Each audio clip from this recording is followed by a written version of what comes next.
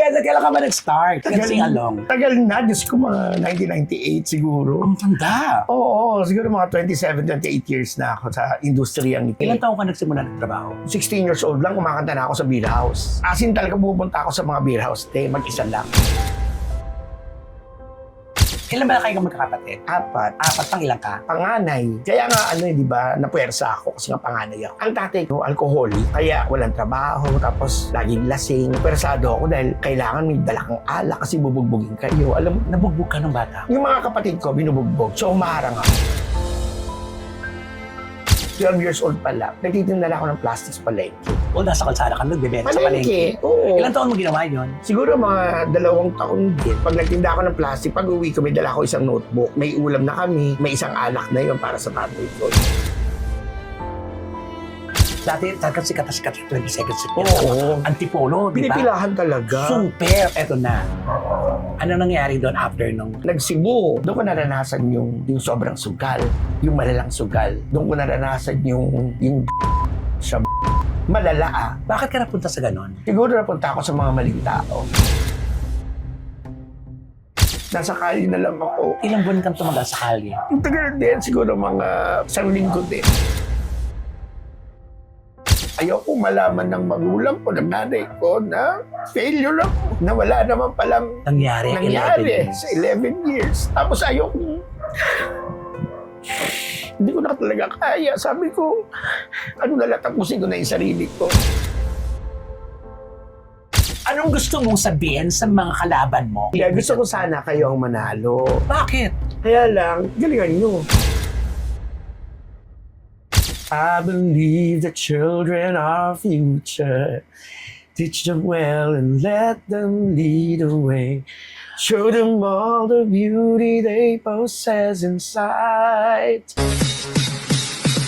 Deadma ang nega, deadma ang bash. Dito sa Vlogs, buhay ay walang stress. Chika-chika lang, kwento tawanan. Kay Romel Chika, good vibes ang tahanan.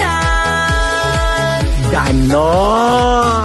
Hello mga kachika, welcome to my vlog. And for today's video mga kachika, eto na. Kasunod po ng unang interview natin kay Joshua Romero na kung saan mga taga-library talents po ang ating interview dahil naglalaban-laban po sila sa pagiging entertainer of the year. Kaya naman po, pangalawang interview po natin ating kilalanin ang nag-iisang Wendell Valdez. Ngayon mo lang po natin siya makakasama sa ating vlog. Kaya ito na po ang chance para makilala natin si Wendell Valdez. Ito na yata, Wendell. Ano? Romel Chica Vlog. Ang yaman mo naman, meron ka pa ano? Para sa lahat yan. May patubig si Wendell dito sa mga Yes, para sa pag nawala ng tubig, alam mo, ay, Prince, si Romel Chica yan. Huwag mong ano yan. Ay, ang ganda naman ng bahay. Mag-isa ka lang dito? Oo. Bago lipat ka dito? Oo, bago lang. Hindi ka wala nagpasabi na pupunta ka. Ano ba yun? Ito na, paano? Artista. Ang ganda mo naman. Ito naman, hindi nga ako prepare eh. Totoo ba? Siya po si Wendell Valdez na po, halos kasabayan ko po ito.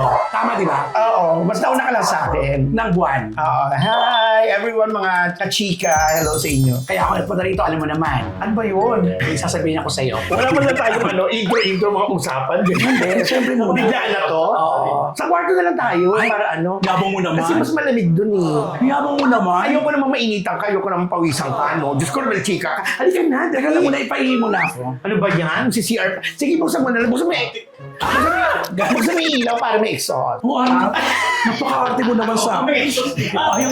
In fairness, ang CR na may exhaust. At may pa... Ayan yan, naka-ano ka pa rin? Oo, bakit nakaharang tong ano mo to? Ganyan talaga siya. Nasa gitna talaga, Oo, no? huwag ka nakikialam. Ay, sorry. May biranda ka? Oo. Ay, oo. So mga kaibigan, nandito na po tayo. Kasama na po natin si Wendell Valdez na kung saan candidate din po siya para sa Library Entertainer of the Year 2026. Yes. Pangalawang ano mo na to, di ba? Nominasyon. Hindi, usapan lang. Ay, Ngayon. hindi ba last year, di ba? Hindi ako ano nun eh. Kasi bago pa lang ako sa library. Ay, oo. Pero matagal na po siya. Pero bago yan, kilalanin po muna natin si Wendell. Panoorin po natin ito. Ha? Ang ganda ng video. Oy, Wendell, kailan ka ba nag-start? Sing along. Tagal na, Diyos ko, mga 1998 siguro. Ang tanda. Oo, siguro mga 27, 28 years na ako sa industriyang ito. Kung 1998 ka mas nauna ka sa akin. Oo. Mga 1998, 1999, ganun. 1998? Kailan ba ako pumasok kasi along? Ewan ko, tanda mo na yun. Sobrang naman matanda. Hindi ako matanda. Ganun na katagal. Taga saan ka ba? Saan ang probinsya mo? Ano talaga kami, Quezon City? Hindi May probinsya yun, Novaliches. Day. Hindi, wala akong may probinsya. Ilocos, tatay ko. O dapat yun ang probinsya. Ilocos. Hindi naman ako doon lumaki, no? Tsaka hindi ako doon... Pakayabang mo naman. Kaya nga. Pero doon kasi nagmula ang ano mo. I came from a rich family. Ang ibig sabihin nun, yung probinsya mo. Ilocos. Ilocos. Saan kayo sa Ilocos Ilocos? Sur, Santa Maria. Yung father side ko ha, Ilocos Sur, Santa Maria. Mother mo? Dito lang. Novaliches. Novaliches. Oo. Saan ka nag-aral? Sa Novaliches na rin? Lumaki? Hindi, kalahati. Siguro mga childhood ko nasa Novaliches ako. Kasi maaga akong biktima ako ng child labor. Maaga ako nagtrabaho. Kasi Ilang taon ka nagsimula nagtrabaho? 16 years old lang, kumakanta na ako sa beer house. Beer house? Oo. Kasi Kasi hindi ka na nagtapos ng high school? nagtapos ako ng high school. Okay. Tapos, Pagkatapos nun yun na yun. yun na yun. Pagtas nung high school, asin talaga pupunta ako sa mga beer house. Mag-isa lang. Beer house na pupunta ka? 16 Oo. years old? Oo, kumakanta ako, nag-audition ako. Bakit? Ang Eh, buhay kasi niyo... mahirap lang kasi kami. Akala ko naman mayaman kayo. Hindi, charot lang yun siyempre. Diyos ko Okay. lang sa itsura ba? Ayos. So mahirap. Ilan ba kayo magkakapatid? Apat. Apat pang ilang ka? Panganay. Kaya nga, di ba, napuwersa ako kasi nga panganay ako. Nakakaloka, di ba? Oo. Anyway. Paano mo yun? Tapos yung nanay ko kasi, nasa Saudi noon. Na bata Saudi. ka na? Bata kami noon. Ilang taon ka nun? 16? Ganun? 16. Pero siya yung nagpapadala ng pampapaaral nyo? Hindi. Hindi rin? Wala. Hindi kasi nga, maliit lang ang sweldo ng mga OFW Dati. sa Saudi, di ba? Ang tatay mo? Ang tatay ko, alcoholic. Kaya walang trabaho, tapos laging lasing. Persado ako dahil kailangan may dala kang alak kasi bubugbugin kayo. Alam mo, ganun. Nabugbog ka ng bata ka? Yung mga kapatid ko, binubugbog. So, umaharang ako. Kasi ikaw nga panganay, di Oo, ba? ako panganay. Bakit binubugbog ng Diyos ko, ano pa lang, bago pa yan yung mga beer house na yan. 12 years old pa lang. Nagtitinda ako ng plastics palengke. Hinahaan mo yung may plastic? Yung mga plastic na sandbag. Oo. Yung para tapos nalalako-lako mo sa mga... 12 years old ka pa lang yan. Oo. Alam ng nanay mo yun ganon, na ang sitwasyon nyo. Nasa, ano siya, di ba? Wala, Sa oo, abroad. pero walang masyadong komunikasyon nun, di ba? Alam mo naman. Mag-away din ba sila? Ano sila, hiwalay? Oo, parang gano'n na Parang rin. ganun na Oo, rin. parang gano'n na rin nangyari. Walang komunikasyon. Wala. Meron naman, kaya lang, mahal kasi noon, di ba? Wala pa namang cellphone, walang mga ano. Sa'yo may komunikasyon. Wala, O, sa sulat-sulat tatay, lang. Sulat-sulat lang. Oo. Ito, napakatagal na pala ito kasi sulat pa lang ang means ng komunikasyon. Oo, sulat pa lang. Wala ang telepono, magbabayad ka pa ng long Oo. distance Ilang call, taon di ka, ba? nag-12 years old, nasa kalsada ka, nagbebenta sa palengke. Palengke, oo. Ilang taon mo ginawa yun? Siguro mga 2 taon din. Tapos, after itong Habang nag-aaral ako ha, lalo na pag enrollment, pag nagtinda ako ng plastic, pag uwi ko may dala ako isang notebook kasi nag-iipon ako eh. Tapos pag may ulam na kami, may isang alak na yon para sa tatay ko. Yung ay, gano'n. talagang pasalubong mo talaga alak. Oo, kasi napapaluin nga yung mga kapatid ko. Kalungkot naman yan. Diba? Hanggang kailan tumagal yun na ganong sitwasyon? Nung nakagraduate na ako ng high school, parang umano na ako sa ibang mga kamag-anak namin. Iniwanan mo yung mga kapatid mo? Palipat-lipat. Iniwanan mo yung mga kapatid mo? Hindi, Kasi hindi. kasama pa rin? Kasi hindi, ano sila sa bahay, pero ako, umaalis-alis ako. Kasi gumagawa ka ng pera? Oo, pupunta ako sa mga tsahin ko, pupunta ako sa mga naglalaba ako. Alam mo yun, lahat Diyos ko ito yung ginawa ko, dahil. Naglalaba ka, pinaglalaba mo yung mga saka ka binabayaran. Oo. Tapos uuwi ako, pupunta pa ako ng mga dapitan. Kasi yung mga kamag-anak din kami sa dapitan. Pupunta ako sa beer house. Habang daan, naghanap ako ng beer house na wanted singer, ganyan. Oo. Pupuntahan ko yun. Anong kinakanta mo noon dati? Ay, Natatanda mga mo? Unchained Melody, mga Tom Jones. Kasi yun ang mga sikat sa beer house, diba? Oo. Ayun. Natatanggap naman ako, 150 sahod. 150 din. Oo. Anong taon na to? Mga 1995, ganun. Tapos 1994. nakakuha ka ng regular stint doon. Oo, regular. Regular. Ilang araw ka doon sa isang Sa linggo? isang beses, sa isang beer house, 150. Tas, Lilipat ka naman ng ibang beer house. Oo, ibang beer house naman, 150 uli. Ganun. Grabe. Oo. Tapos anong oras ka na Kaya uwi kami doon? yung mga unang-unang mga beer house singer, yung mga -1 singer, na ang dala-dala noon, puro -1. Yung mga tape? Nasa Apache case pa. Ayun ito yung mga tape. Ikaw nag-rewind. Oo, ikaw magre-rewind sa lapis. Nakita mo yung kung paano sila nagsimula o tape pa lang, ganun. nag-rewind. Hanggang kailan ka tumagal sa mga beer house na yan? Nung mga, yun nga, 16 ako, di ba? Nag-college pa ako. Nag-first year college Oo, ka. nag-first year college ako sa PUP. Ikaw ang nagpaaral sa sarili mo. Oo, mass communication. Yung sa gabi, kumakanta ako. Tapos dumating yung point na nakakatulog na ako sa klase. So parang nagdesisyon na ako kung ano pipiliin ko, kung ipagpapatuloy ko ba yung pag-aaral ko o magsiseryoso ako sa trabaho. Oo, kasi pag pinagkatuloy mo yung pag-aaral, wala kang kikita. Wala naman eh. akong kita, wala akong Sa bagay, sa PUP naman libre. O, sa bagay. Diba? Pero yung pamasahe. pamasahe, baon. Oo. Diba? So, nag-decide ka na Tumigil na. mag-aral. Oo. So, Tapos- first year, first sem ka lang din. First sem din. Malakas ang loob ko, Romel. Unang-unang trabaho ko, merchandiser sa mall.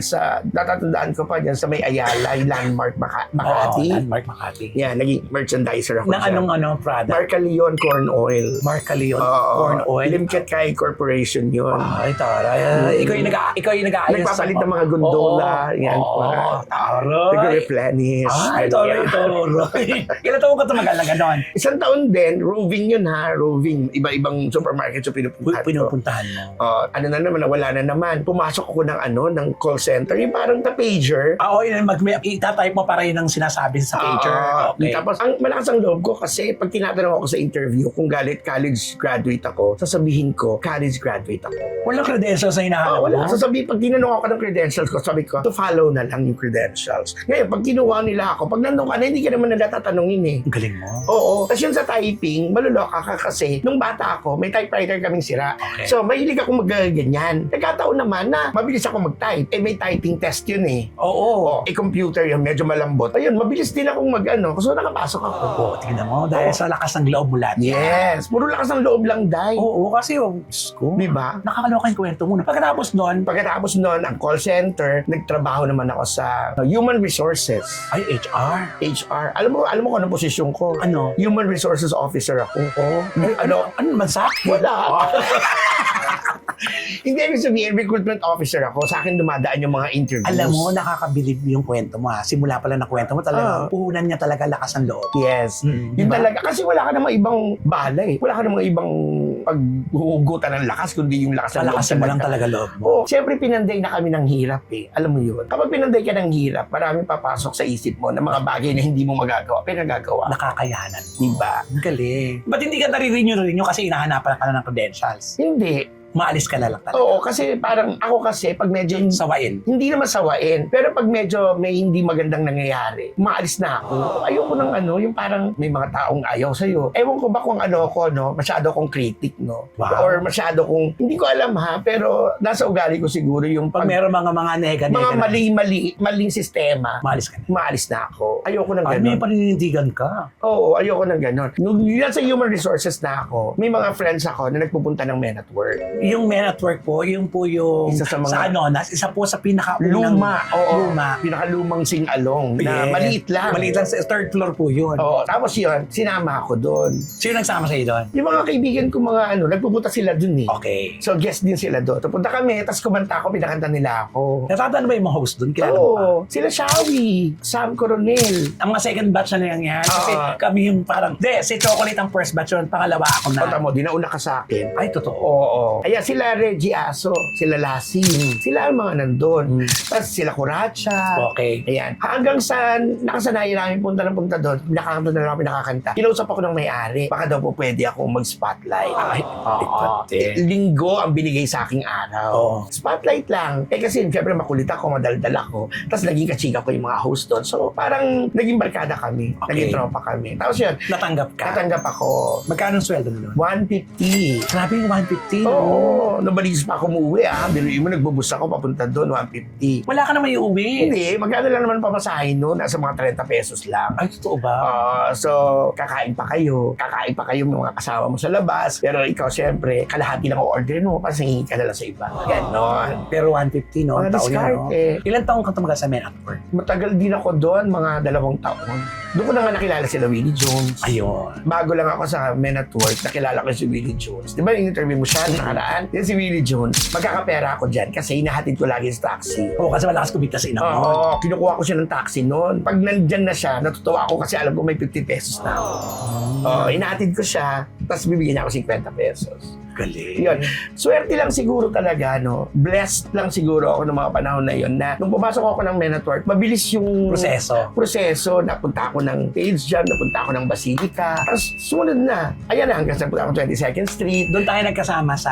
Basilica. Sa Basilica tayo nagkasama. Basilica. Tapos nag-clowns din ako. Kami mga unang-unang clowns dyan sa may Quezon Avenue. That time nung nasa clowns kayo, nasa Kalabila naman ako. Oo. Oo. Tapos nakapag-punchline ako, nakapag-laugh line ako. Nung bagong bukas ng laugh line, nung unang-unang bukas niya, ako yung nandyan din ako. Hanggang sa yung 22nd Street, nag-decide sila na kunin na ako bilang House talent. house pala. talent na. So, 7 araw ang binigay sa akin. So, Ang taray. lahat, inalisan ko lahat. Nagsimula ka sa 150, magkano yung budget mo dati sa 22nd Street? 2.5. 2.5 sa 7 days. So, ang laki ng kita mo. Ang laki. Aside yung tip pa. Aside pa yung tip pa, tapos araw-araw ka. Oo, Diba? ang galing. Hmm. Ang 22nd Street po, dati talagang sikat na sikat yung 22nd Street. Oo. Antipolo, di ba? Pinipilahan talaga. Super. Tapos nagkaroon ng branch dito sa Las Piñas. Las Piñas. Eto na. Ano nangyari doon after nung Ano na, nag-Cebu. Nagtayo sila ng branch sa Cebu. At doon ka naman pinunta. Oo, kasi ang kwento naman yan, bago mag-Cebu, nagsara na yung lahat ng Metro Manila nila. Mm-mm. Si Tetay, yung mga kaming mga ibang mga magkakaano, napunta sila sa iba't iba. Napunta na ng Punchline, napunta ng Clowns, si Ian Red. Tapos ako, supposedly, pupunta ng Punchline. Eh wala nang natira, ako na lang. So kinausap ako nung may-ari na, ikaw na mag-Cebu, ganyan-ganyan. Binigyan naman ako ng magandang offer. So sige, pumayag ako. Ako Iniwan mo na ang karir mo sa Maynila. iniwan ko yung Madaling karir ko salita. sa Maynila at doon na ako Nagsettle. magsisettle sa Cebu. Ilang taon ka tumagal sa Cebu? Yung tagal, 11 years. 11 years ka pala sa Cebu. 11 years. Hindi ko namalayan. Oo, di ba? Kasi hindi naman kasi tayo nagkikita na talaga noon. Kaya hindi ko rin talaga namamalayan Oo. kung ano nangyari sa 11 years. At doon nangyari lahat ng maraming mga pangyayari na hindi ko makakalimutan talaga. Dito na nagsimula yung kwentong hindi magaganda sa Cebu. Doon na nagsimula. Katulad ng, Ano ba? Sabihin ko ba? hindi, drawing natin. Hindi. Para lang, hindi naman natin, nakakapyawan lang natin para alam nila kung ano yung nangyari sa'yo sa Cebu na 11 years. Doon ko natikman lahat ng mga masasarap na bagay na hindi dapat tikman. So, masasarap na bagay, pagkain ba Lahat. to? Alam mo ako, may life is an open book, no? Kaya nga, Kumbaga, parang minsan lang kasi nalulungkot lang ako pag binabalikan ko. Pero hindi ako nagsisisi. Kasi parte dahil yun eh. parte yun ng buhay eh. Lahat naman ng tao nagkakamali eh. Oo. Kasi hindi ka tao kung hindi ka nagkakamali. Tama. Perfecto ka, di ba? Totoo. So, doon ko naranasan yung sobrang sugal, yung malalang sugal. Doon ko naranasan yung sa malala. Bakit ka napunta sa ganon? Siguro napunta ako sa mga maling tao. Nagkaroon kasi ako ng jowa doon na karelasyon na nasa ganong sitwasyon. Kaya ikaw, imbes So, na siya ang alisin mo doon, ikaw yung napunta doon. Oo. Ayoko naman sabihin na dami kasi sarili ko rin naman yung binigay ko. At saka siguro talaga lang dahil malayo ka sa pamilya, Oo. siya lang kasama mo doon. Kaya, As in malala, hindi ko na inaasahan na darating pa ako sa puntong ganito, nakausap mo ako ngayon. Kasi dumating na ako sa point na suicidal na ako, Romel. Natutulog na ako sa kalye. umabot ka sa natutulog ka sa kalye. Oo, kasi nagsara na yung 22nd Street Sa doon. Cebu. Sa Cebu. Pinili ko pa rin manatili doon. Kasi Kasi ayoko umuwi ng failure ako. nawalang-wala ka. Na walang bala ko. Ayoko malaman ng magulang ko, ng nanay ko na failure ako. Na wala naman palang Nangyari 11 years. sa 11 years. Tapos ayoko kasing pagkasakit yung nanay ko. Kasi Baka- mag-aalala yun. mga malaman niya yung nangyari. So, ginawa ko, nagstay ako doon. Lumapit sa ibang mga kaibigan ko, pero ayaw na nila. Kasi nga, syempre, Nadala sa'yo. iiwasan ka eh. Na minsan tinulungan ka, naabuso Hindi, mo. tsaka syempre, pag nalaman nilang drugs, iiwasan ka kasi baka madamay sila. Alam mo naman yun. Mm-mm. Tapos yun, nung nasa kali na lang ako, Ilang buwan kang tumagal sa kalye? yung tagal din, siguro mga 1 linggo din. Naging taong grasa ka sa Hindi naman taong grasa, pero alam mo, meron isang tapsilugan doon sa may Cebu. na doon ako natutulog Sa harapan. Sa harapan nila, tapos pinapakain nila ako. Binibigyan nila ako pagkain. Umabot ka sa puntong yun ha. Samantalang dati, ang dami mong pera. Oo. Tapos yun, yung time na hindi ko na talaga kaya, sabi ko, ano na lang, tapusin ko na yung sarili ko para wala na rin problema, wala na lahat, para hindi na nila ako lalahanin. Pero siguro hinawakan ako ni Lord na parang sinasabi niya sa akin na may pag-asa ka pa. So ang ginawa ko, ayaw kong tumawag sa nanay ko, pero nag-chat ako sa nanay ko. Sabi ko na, pauwiin mo na ako. Pauwiin mo na ako. Ayun, nag-message ang kapatid ko sa akin. Hingin ako pambili ng ticket. Umuwi ako. Tapos, sabi ko nga, I'm very thankful and grateful dahil may pamilya pa ako. Pag uwi ko dito, as in, wala. Nakalimutan ko lahat yung mga bisyo na Talagang nagbago ka. dinala ako sa church ng mga kapatid ko. Unang-una, pagbalik ko dito, wala akong kakilala. O kasi 11 years. 11 years. Wala akong Wala ka kung gusto ko mapapasok. mang bumalik sa ganong bisyo, wala rin akong kilala. Wala rin akong pera. Ayun, dinala ko nila sa church. pinapray nila ako. Hanggang sa, kahit may mga nag-aalok na sa akin, ayoko na. Ay talaga, kasi yun yung pagsubok di ba? Oo. Meron kasing gano'n habang nagbabago ka, tagal lumalapit talaga na Oo. susubukan ka talaga. Minsan sa harapan ko pa, pero hindi ko na talaga sinubukan. Napaglabanan mo. Napaglabanan ko na kasi unang-una nahihiya ako sa mga kapatid ko. Tama. Nahihiya ako sa nanay ko. Nahihiya ako sa Diyos. Kasi binigyan niya na ako ng pagkakataon na mabuhay muli. Nahihiya ako kasi yung mga pamangkin ko, mga pastor pa sa church. Kung gagawa ako ng albawa ng hindi maganda dito, sa kanila magre-reflect, di ba? Buti na paglabanan mo yun. Yun, talaga. Maraming salamat talaga. Si Lord lang talaga. Mabuti, nakalampas ka dyan sa madilim na ano. Ano Oo. mo na parte ng buhay mo? Oo. Kwento ng buhay mo. At least, yun Kaya naman hindi rin talaga. ako nahihiya Kasi alam ko, yung kwentong to, mabibigay ito ng aral sa iba. Tama. Kaya hindi ako nahihiyang sabihin. Medyo nalulungkot lang ako, pero hindi ako nahihiya. Kasi ang dami mong Pinagmamalaki ko na yung pinagdaanan ko, sana ma-realize ng iba. Makapagbigay ako ng aral sa iba. Isang malaking advokasya Buti nga may platform na ganito. Papasalamat din ako sa Romel kasi maraming hindi nakakaalam ng kwento ko. Diba? At ito na yung timing para makilala ka nila Oo. ng ganito, kung ano yung hugot mo sa buhay, yung pinagdaanan mo sa buhay, para Oo. maintindihan ka nila, lalong-lalo na mga kasamahan natin. Tama. Pagkatapos doon, dumating ka dito sa Manila for 11 years, paano ka nakabalik sa sing-along circle? Ayan, Diyos ko. Eto na, si Mamo Adro de Real, nagpapasalamat din ako sa kanya, Mamo, ng The Library kasi siya yung unang tumanggap sa akin. Nag-apply ka sa kanya. Eto nag-message lang ako sa kanya. Actually, may mga nagme-message sa kanya ng mga kaibigan ko rin na, Mamo, ano mo si Wendell? Kunin mo si Wendell. Oo. Si Jamal Salterio. Okay. Ayan, isa yan sa mga tumutulong sa akin. Basta iba bang mga friends. Tapos si Mamo, minessage ko rin, Mamo, baka may ganyan-ganyan, may mga Baka pwede. Baka pwede. Tapos hindi siya nagdalawang salita. Ano sabi sa'yo? Hindi siya nagdalawang isip. Sabi niya, sige, pumunta ka ng library. Pumunta ako. Sabi niya sa akin, binigyan ako ng schedule. Una muna, ilang araw schedule mo doon? Isa lang muna, tapos naging dalawa. Tapos, ang nakakatuwa pa dyan, ilang buwan pa lang ako doon, naging entertainer of the year ako. Kasi kinapasko, magpapasko noon. Oh, Ay, magka-anniversary mag-anniversary. Oo. Nakita mo, tingnan mo yung buhay, di ba? Sino mag-aakalang mararating mo pa yung entertainer of the year dahil sa late ka ng pagpasok doon. Oo. Ikaw pa. Talagang binibigyan ka ng chance Kaya, talaga, alam ko yun and I acknowledge it. Mm-hmm. I acknowledge ko talaga yun. Ilan taon ka na sa library ngayon? Ano pa lang siguro after pandemic Mga apat, Oo, lima. mga 4 or 5. Ayun. Tapos yun, nagsimula na naman doon hanggang sa nakapasok na ako ng Clowns uli. Kaya binigyan ako ng chance na si Ian Red naman, tinulungan niya ako makabalik doon. Ayan. Tapos hanggang sa may mga ibang bars na nagbukas, tapos kinukuha ka na. Kaya nagsimula na naman uli yung career. Oo, at saka itong tinitirahan niya ngayon, ito yung hindi na nababaha na lagi ka nagpo-post sa Facebook. Oo, ano na to, no? Mas pangmayam. Oo, naka-ahon-ahon na.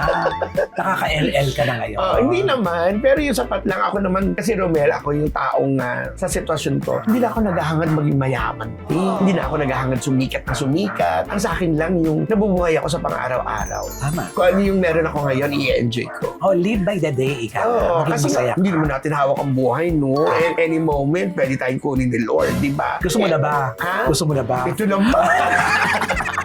Pero alam mo, yung kwento mo, no? Sa mabilis sa pagkikwentuhan natin, nailatag mo talaga yung mga pinagdaanan mo na nakaka-inspire para sa lahat na may mga pinagdadaan na yung pinagdaanan mo na Oo. malalampasan din nila yung mga bagay-bagay. Oo nga, kaya nga sabi ko, ito lang masasabi ko sa lahat, kahit ng gano'ng makabigat yan, yung dinadala ninyo. Isang tawag lang kay Lord dyan, okay na. Anong dasal mo sa Diyos? Nung dati, nung talagang lugmok na lugmok ka. Ay wala, huwag mo kong bibitawan.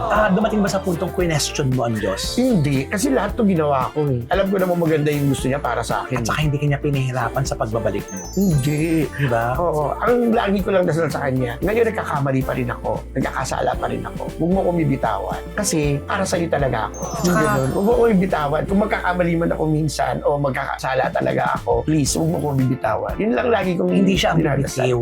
Usually tayo lagi ang bumitiw. Yun nga, kahit nga ako bumitiw, please, hawakan mo ko. Yun lang lagi. Kasi alam ko magkakasala ako. Oo, Di ikaw ba? pa ba? Pero alam mo, napaka-inspiring ng kwento mo, no? Na sana lahat ng kwento mo sa akin ngayon, pag dumating pa sa puntong may pagsubok ulit sa buhay mo, sana alam mo na kung paano ayawan, takbuhan ng mga ganyang mga bagay-bagay. Oo naman siguro, no? Kasi medyo matagal na rin Oo. Ilang taon na rin. Tsaka nakita mo na yung buhay mo ngayon, pag nagsisikap ka, di ba? Pag pinapahalagahan mo yung kinikita mo, alam mo, tingnan mo, ayos, aircon, gandang bahay. Uy, kanina pa bukas yan, ha? Ay, oo. Hindi ko talaga pinatay yan para Pakayabang. sa iyo. Diyos Diyos ko. Makayabang. Mula umaga, hindi ko pinatay yan. Makakuryente mo. Naku, malaki-laki yan. Usually, pag ganitong oras, patay na yan. Pero dahil darating ka, hindi ko pinatay yan. Nakakatuwa naman. Natasya mo ako sa iyo. So, eto na nga. Dahil nga, ang kwento po ni Wendell ay napanood niyo. Una natin na interview, napanood niyo po si Joshua Romero. Ngayon siya po yung pangalawa. Kaya ako po sila pinakikilala sa inyo dahil sa pinaglalaban-labanan nila ulit na pangalawa. Pangalawa. Pangalawa niya ng Entertainer of the Year ngayong 2026. Oo. Anong gusto mong sabihin sa mga kalaban mo? Kasi Battle of the Entertainer of the Year. Kasi dapat meron kang peers. Kailangan mo years? Oo, dapat peers. Kaya gusto ko sana kayo ang manalo. Bakit? Kaya lang, galingan nyo. Iba din, di ba?